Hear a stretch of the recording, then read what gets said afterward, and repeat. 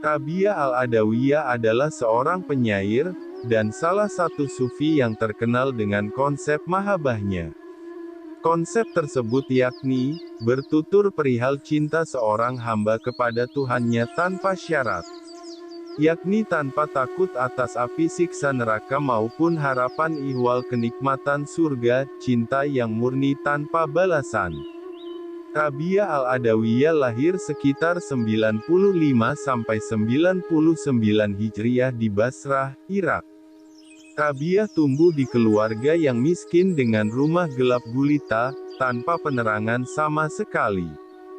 Ia yang menjadi yatim piatu kelak melewati masa kelaparan serta dijual sebagai budak. Setelah tuannya membebaskannya karena setia pada Tuhan, dia hidup dalam kesendirian di luar Basrah, di Irak modern. Pengalaman cinta ilahi menginspirasi Rabi'ah. Dia dianggap sebagai salah satu wanita sufi pertama dalam Islam, dan yang pertama dalam barisan panjang mistik sufi wanita. Lahirnya Rabi'ah dan mimpi seorang ayah melihat Nabi Muhammad SAW. Hazrat Rabi'ah al-Adawiyah al-Qaisiyah adalah nama lahir Rabi'ah yang merupakan putri keempat dari keluarga miskin namun merdeka dan dihormati.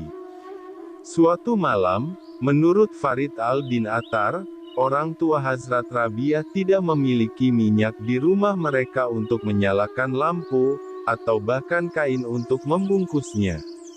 Ibunya meminta suaminya untuk meminjam sedikit minyak dari tetangga, tetapi dia telah memutuskan dalam hidupnya untuk tidak pernah meminta apapun dari siapapun kecuali Sang Pencipta. Namun, untuk memuaskan istrinya, dia pergi ke rumah tetangga, mengetuk pintu dan pergi sebelum ada yang membukanya. Sekembalinya, dia memberi tahu istrinya bahwa pintu tidak dibuka. Karena sedih, sang ayah pun tertidur. Dalam sebuah mimpi, dia melihat Rasulullah Shallallahu Alaihi Wasallam mengatakan kepadanya, "Jangan bersedih hati, gadis yang lahir untukmu ini luar biasa beruntung dan suci. Dengan perantaraannya 70.000 umat saya akan diampuni. Pergi ke Gubernur Basrah dan sampaikan kepadanya pesan yang tertulis di halaman ini. Setiap malam engkau melafalkan 100 aurud padaku dan pada Jumat malam 400 kali. Jumat malam lalu engkau lupa melafalkan aurud. Sebagai kompensasi atas kelalaian ini, beri orang ini 400 dinar." Ayah Hazrat Rabi'ah bangun sambil menangis kegirangan. Dia menulis pesan itu dan pergi menemui gubernur. Dia menyerahkan surat itu kepada seorang penjaga. Ketika gubernur membacakan surat tersebut, dia tergerak oleh kenyataan bahwa Rasulullah Shallallahu Alaihi Wasallam telah mengingatnya. Ia pun memerintahkan 10.000 dirham untuk diberikan kepada orang miskin sebagai tanda terima kasih. Dia pergi menemui ayah Hazrat Rabi'ah. Setelah memberinya 400 dinar, dia berkata, "Di masa depan apapun kebutuhanmu, datanglah kepadaku tanpa ragu-ragu." Rabi'ah dan perjalanan spiritualnya. Setelah kematian ayahnya, kelaparan melanda Basrah dan Hazrat Rabi'ah berpisah dari saudara perempuannya. Legenda mengatakan bahwa dia menemani karavan, yang jatuh ke tangan perampok. Kepala perampok menawan Hazrat Rabi'ah, dan menjualnya di pasar sebagai budak. Majikan baru Hazrat Rabi'ah biasa membuatnya bekerja keras dengan pekerjaan rumah tangga. Dia akan melewatkan sepanjang malam dalam doa, setelah dia menyelesaikan pekerjaan rumah tangganya. Suatu ketika tuan rumah bangun di tengah malam, dan tertarik oleh suara sedih di mana Hazrat Rabi'ah sedang berdoa kepada Tuhannya. Saat itu dia melihat cahaya besar mengelilinginya saat dia memohon kepada Tuhannya dengan bacaan ini. "Tuhan, Engkau tahu betul bahwa hasratku yang kuat adalah menjalankan perintah-Mu dan melayani-Mu dengan segenap hatiku, hai cahaya mataku. Jika saya bebas, saya akan melewatkan siang dan malam dalam doa. Tapi apa yang harus saya lakukan ketika Anda telah menjadikan saya budak manusia? Ketika itu juga sang majikan merasa bahwa mempertahankan orang suci seperti itu dalam pengabdiannya adalah tindakan yang tidak sopan. Dia memutuskan untuk melayaninya sebagai gantinya.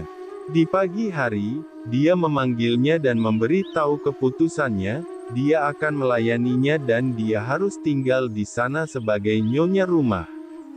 Jika dia bersikeras meninggalkan rumah, dia bersedia membebaskannya dari perbudakan. Rabiah pun mengatakan kepadanya bahwa dia bersedia meninggalkan rumah untuk melanjutkan ibadahnya dalam kesendirian. Kala ketenaran Rabiah tumbuh, dia memiliki banyak murid. Dia juga berdiskusi dengan banyak orang religius terkenal pada masanya. Meskipun dia memiliki banyak tawaran untuk menikah, dan dia menolak mereka karena dia tidak punya waktu dalam hidupnya untuk apapun selain Tuhan. Konsep cinta ilahi Rabiah. Namun, yang lebih menarik daripada asketisme absolutnya adalah konsep cinta ilahi yang sebenarnya yang diperkenalkan Hazrat Rabiah. Dia adalah orang pertama yang memperkenalkan gagasan bahwa Tuhan harus dicintai demi Tuhan, bukan karena rasa takut, seperti yang telah dilakukan para sufi sebelumnya.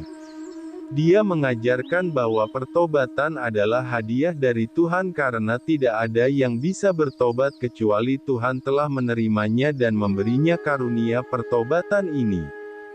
Dia mengajarkan bahwa orang-orang berdosa harus takut akan hukuman yang pantas mereka terima atas dosa-dosa mereka, tetapi dia juga menawarkan harapan surga yang jauh lebih banyak kepada orang-orang berdosa daripada kebanyakan pertapa lainnya.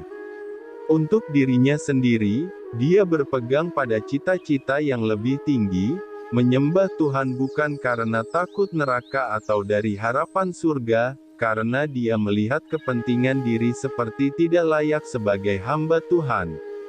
Emosi seperti ketakutan dan harapan seperti tabir, yaitu rintangan untuk melihat Tuhan sendiri.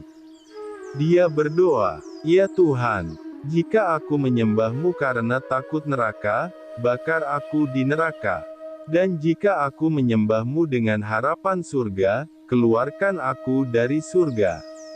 Tapi jika aku memuja-Mu demi diri-Mu sendiri, jangan dendam padaku, keindahan-Mu yang abadi."